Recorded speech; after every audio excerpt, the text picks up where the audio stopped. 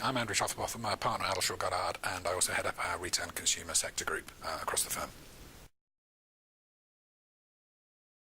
I think my expectations were probably a little muddled. I wasn't quite sure what to expect. I was a bit grumpy that morning, and I remember thinking, how on earth is this going to fill a day and a half?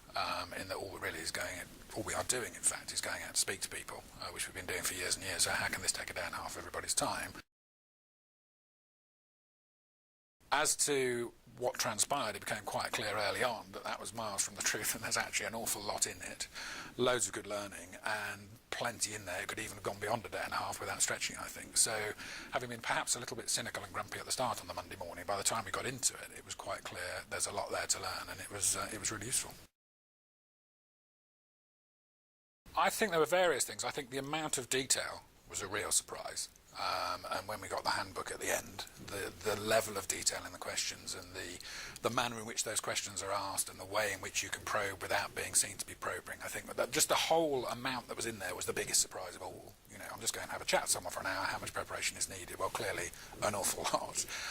I think something else that wasn't clear before we started was the metrics element of it and how important it is for the business to have an element of uniformity around the questions and the answers so we can measure year against year and client against client, I would guess, and that wasn't clear before. I think the actionable intelligence point really hit home, that there's no point just coming back with a lot of fluff and general chit-chat.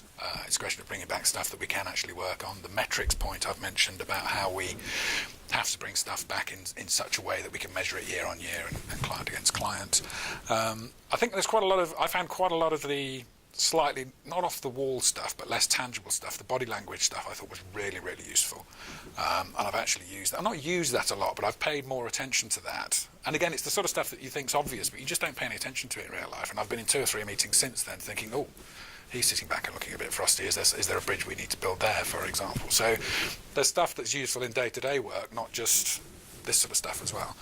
I think it's also interesting, or I find it interesting, to do something that isn't the day-to-day job, and to get out there and do things in a different way and speak to clients, or not even our clients, to go out as an independent party, if you like, and talk to clients. I think, again, the being independent was an interesting thing to be. You know, we're not part of the firm for this process, we're almost an external guy, so that was useful. There was, as you gather from my little ramble there was a lot in it. There was far more in it than I thought. I thought we're really, really good. I think as lawyers we're not really used to that these days, and I think we'd all like to think those days are behind us, and I think they're quite scary. And I think another thing for the course is to sort of soften that fear, because I think most of us sit around the table and think, I hope I don't have to go first. But actually, but I think that's right. But when you actually get into it and you do them and you actually, you know, the whistle goes, if you like, it's fine. And as I say, the improvement between the first one and the second one was really, really, really noticeable, and that makes it all come together.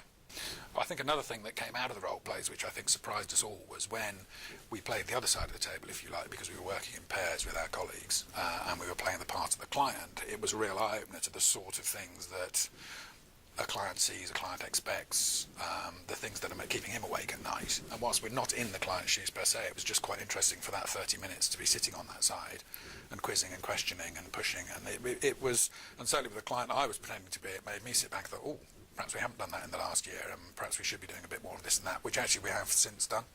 And we are out to dinner with them in 3 weeks' time, actually as a result, because that did make us step back and think, oh, we haven't got in front of these guys at city level. We need to do more of that. So that was very useful as well. Yeah, definitely. I think of these sort of courses that I've done, I think this was the most, what's the word I'd use, most sort of alive and close to what we're doing, and easier to take back into the office. A lot of the courses you go on, you sort of come back at the course thinking that was quite good, and then you step back in your day-to-day life and it just slowly fades away. Whereas this one, it'll be exciting to get out there and do it. I'm really looking forward now to getting out there. I feel sort of charged and ready to go and talk to these guys. But also quite a lot of it you just use in your day-to-day work anyway, whether it's the body language point or listening actively or being seen to listen actively. There's stuff that you can use on a day-to-day basis anyway, which I have already. So yeah, I'd certainly recommend it.